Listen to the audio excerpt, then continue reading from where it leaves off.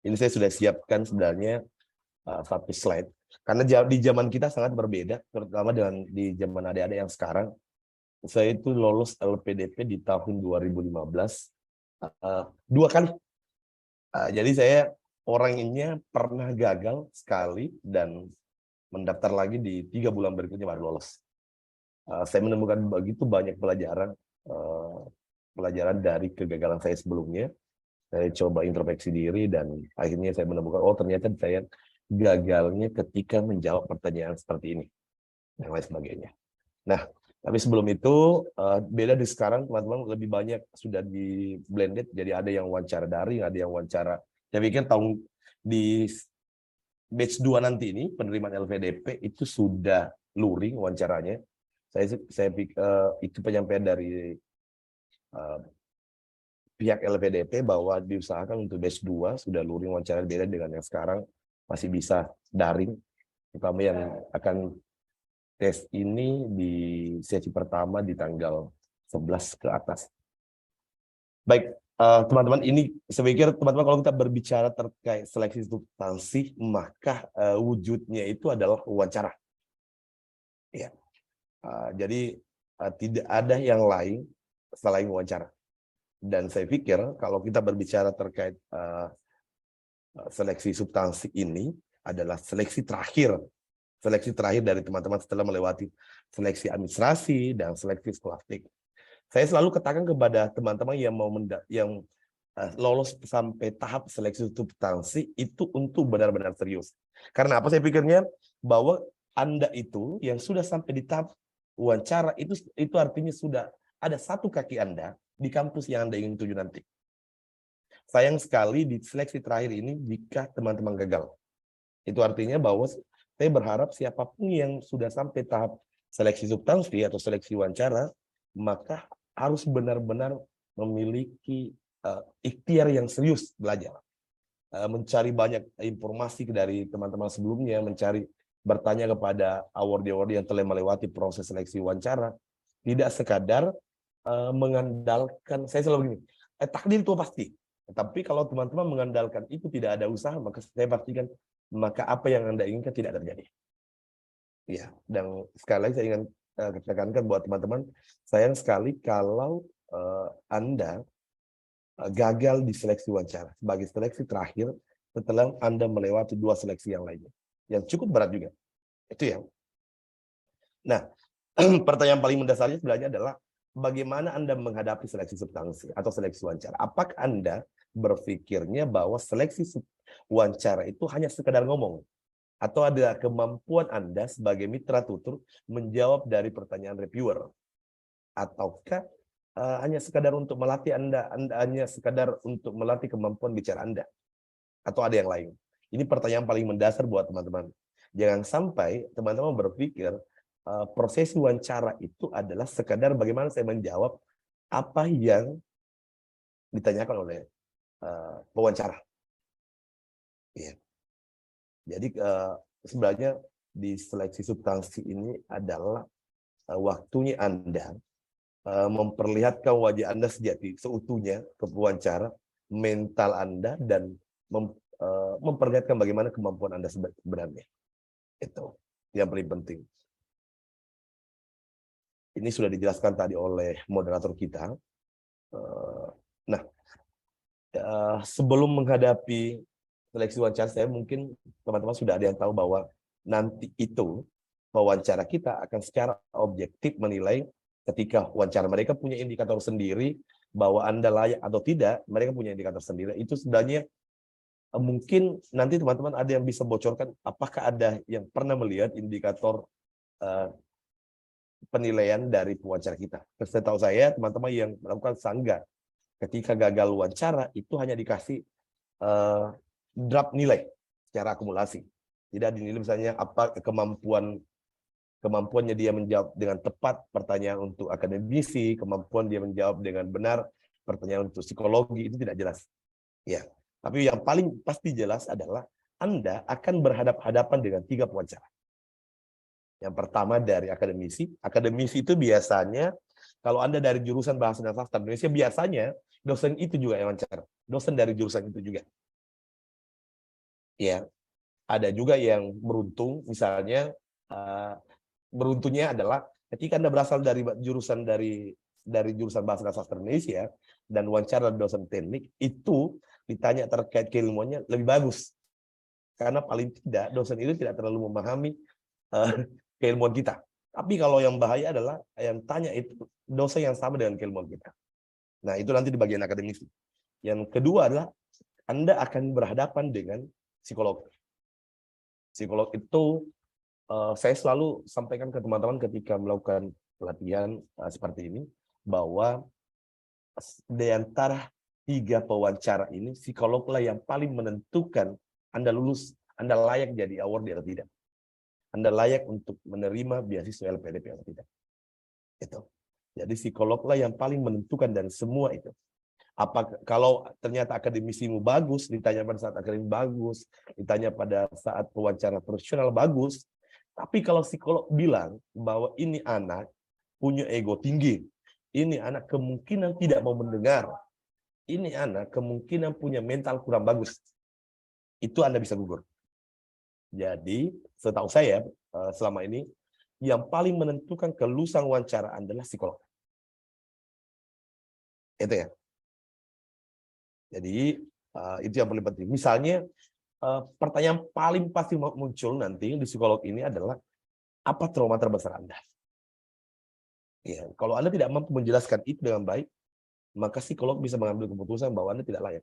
Sekalipun secara akademisi Anda punya prestasi juara Olimpiade Sains Internasional, juara ini internasional dan lain sebagainya, kalau psikolog mengatakan bahwa ini tidak bagus mentalnya, ini orang memang mental juara, tapi kalau dikala itu berpikir lain, dia punya rasa dendam, dia bisa baca oleh psikolog dari tanya jawab yang dilakukan nanti. Itu ya. Nah, apa yang paling penting teman-teman persiapkan atau perlu perhatikan ketika wawancara ini? Pakaian teman-teman. Jadi pakaian itu sebenarnya saya itu sudah komplit dengan penampilan teman-teman. Jadi penampilan itu paling menentukan dari pertemuan awal Anda dengan reviewer atau dengan interviewer, jadi dengan pewawancara. Jadi penampilan itu saya selalu berpikir penampilan itu adalah kesan pertama Anda ketika bertemu dengan pewawancara kita. Jadi kalau Anda tampil biasa-biasa saja, ataukah Anda tampil ketika dengan baju kaos, itu akan memunculkan mood yang berbeda. Ya, ataukah Anda tampil, saya tahu bahwa teman-teman nanti berhadapan dengan pewawancara itu, ini yang bagi teman-teman yang akan wawancara nanti, itu pasti mengalami secara psikologis yang tegang, berkeringat dingin dan lain sebagainya. Tapi yang paling penting adalah jangan pernah Anda lupa kelihatan murung. Baru duduk, baik, terima kasih banyak, Pak. Itu sudah menimbulkan kesan yang sangat tidak bagus. Jadi yang paling penting biasanya saya selalu instruksikan ke teman-teman, pakailah baju batik atau pakai baju yang mencolok, karena itu menimbulkan kesan pertama teman-teman. Itu ya. Kemudian mental tadi yang paling penting adalah kalau Anda tidak tak karuan mentalnya ketika memulai wawancara, maka semua yang Anda pelajari bisa saja Anda lupa. Ya, jadi mental itu harus Anda jaga dengan baik, tetap tenang ketika memulai wawancara. Karena kalau Anda rusak mentalnya di awal, saya pastikan bahwa semua yang Anda pelajari semua proses yang teman-teman lalui sebelum ke hari H wawancara itu akan hilang. Itu ya. Jadi mental itu saya pikir yang paling penting dulu. Yang ketiga adalah administrasi. Jadi pertanyaan wawancara itu sebenarnya tidak jauh dari administrasi yang Anda isi kemarin. Ketika Anda mendaftar di proses administrasi. Mulai dari essay yang Anda tulis, kemudian personal statement yang Anda tulis juga, kemudian ada saya lihat sekarang modelnya yang diisi oleh teman-teman, apa kelebihanmu, apa kekuranganmu, itu akan ditanya itu juga nanti. Itu akan melalui proses verifikasi. Jadi poinnya adalah wawancaralah memverifikasi Anda. Apakah yang Anda tulis di proses administratif benar atau tidak. Termasuk misalnya ketika diminta beberapa pengalaman organisasi, pengalaman kegiatan yang Anda lakukan, itu kan sekarang tidak diminta lagi sertifikat sebagai bukti otentik bahwa Anda pernah diminta lagi SK atau sertifikat sebagai bukti Anda bahwa Anda pernah melakukan hal itu. Di zaman kami dulu, di 2015, 16, dan 17 itu masih diminta sertifikat sebagai bukti. Sekarang tidak. Nah, saya pikir itulah cara pewawancara untuk memverifikasi Anda. Melalui isian atau melalui apa yang Anda isi di ketika proses administrasi.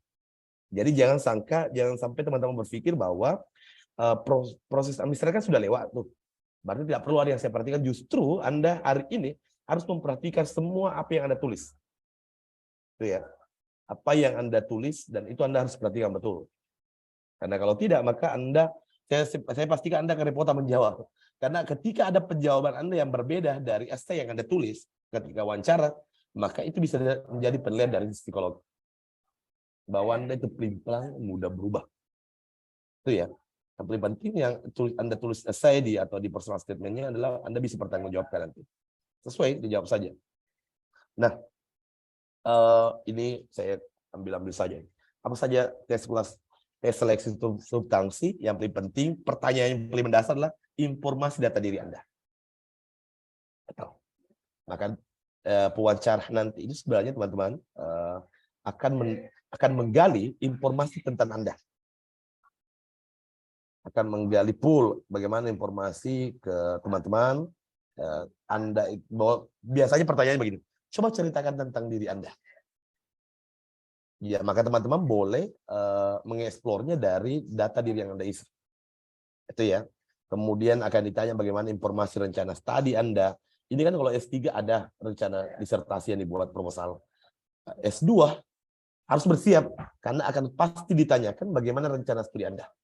Salah satunya adalah bagaimana Anda apa rencana penelitian teman-teman nanti di S2. Itu pasti ditanya itu.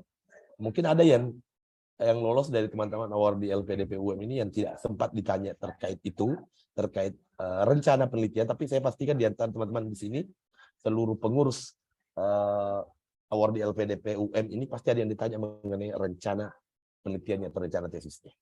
Ini penting, sebenarnya ini penting karena pewawancara itu ingin menggali seberapa dalam akademik Anda.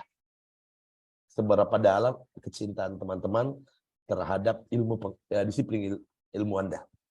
Ya, itu. Kemudian isi essay. Jadi apa yang Anda tulis silakan, sekarang masih ada waktu. Saya pikir ada sesi 2, sesi 1 ini sudah mau wawancara mulai minggu depan. Anda silakan baca ulang semua essay-nya dulu yang Anda tulis. Kemudian yang paling penting Anda mengumpulkan semua informasi terkait universitas tujuan Anda. Terutama Anda yang punya LOE, maka itu akan ditanya benar-benar alasan memilih kampusnya, kenapa harus itu. Nanti akan ditanya mengenai ada perbandingan kampus lain karena bukan itu. Itu harus kuat Anda. Jadi harus kuat defense-nya, pertahanannya. Kemudian yang paling penting bagi teman-teman yang berencana submit ke LN, insya Allah itu akan pasti ditanyakan mengenai komitmen kembali ke Indonesia. Itu berdasarkan sharing dari teman-teman yang lain. Yang paling penting adalah bagaimana komitmen teman-teman bahwa Anda memastikan diri Anda setelah selesai kembali ke Indonesia dengan aturan yang teman-teman sepakati. Mungkin ada di sini yang selalu berpikir bahwa teman-teman dari LPDP banyak yang tidak kembali ke Indonesia, itu 0,01 saja yang tidak kembali. Selebihnya kembali ke Indonesia dan kembali berkontribusi untuk Indonesia sesuai dengan janjinya di kontrak ya beasiswa kita. Iya, ini sebenarnya berulang. Teman-teman tinggal yang paling penting di sini adalah perbanyak berdoa. Jadi sebelum mulai, yang jelas teman-teman harus berdoa juga, minta pertolongan. Karena saya selalu tanya ke teman-teman itu, bahwa selalu ada faktor X yang menentukan nasib kita hingga hari ini. Ya, salah satunya adalah doa. Doanya teman-teman, doanya ibu Anda, doanya bapak Anda, atau doanya sahabat-sahabat dari teman-teman.